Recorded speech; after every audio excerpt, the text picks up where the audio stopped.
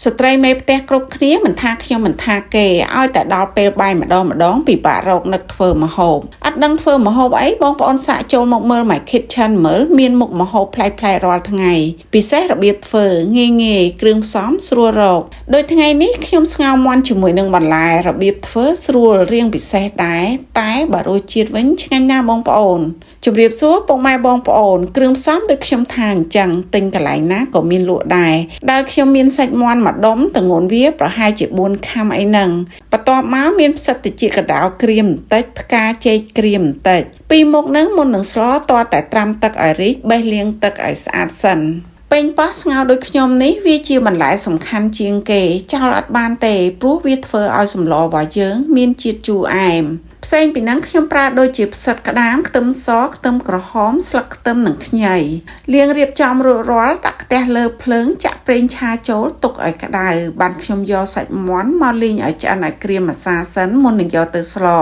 ខ្ញីក៏ខ្ញុំដាក់លីងជាមួយដែរដើម្បីឲ្យសាច់មាន់របស់យើងឈ្ងុយបងប្អូនសាច់យើងយកទៅលីងឬក៏បំពងមុនដូចនេះយកទៅស្លរសជាតិវាឆ្ងាញ់ជាងយើងស្លទាំងស្រស់ណាមួយមិនធំក្លិនឆ្អាបផងប៉ុន្តែគ្រាន់តែចំណាយពេលនឹងប្រឡាក់ចានឆ្នាំងច្រើនបន្តិចយកឆ្នាំងថ្មីមួយទៀតដាក់ប្រេងឆា 3-4 ស្លាបព្រាទុកឲ្យក្តៅលីងខ្ទឹមសខ្ទឹមក្រហម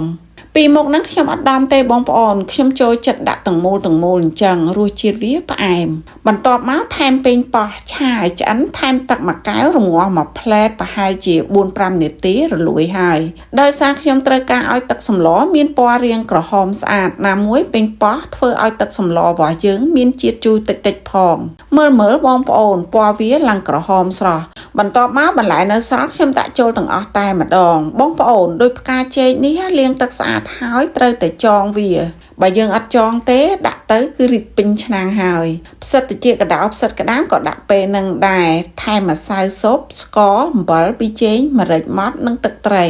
ចំពោះគ្រឿងទាំងអស់ដែលខ្ញុំបង្ហាញបងប្អូននេះគឺខ្ញុំដាក់តម្រូវចិត្តខ្លួនឯងទេគ្រឿងផ្សំខ្ញុំដាក់ប៉ុណ្ណឹងរសជាតិវាក៏មិនដិតដែរបើបងប្អូនស្លដាក់តម្រូវចិត្តខ្លួនឯងមិនឆ្ងាញ់កូរឲ្យសព្វដាក់សាច់មាន់បំពងមិញចូលបន្ទាប់មកគ្របទុករងាស់ឲ្យឆ្អិនបន្លែពិសេសផ្សិតនឹងផ្កាចេក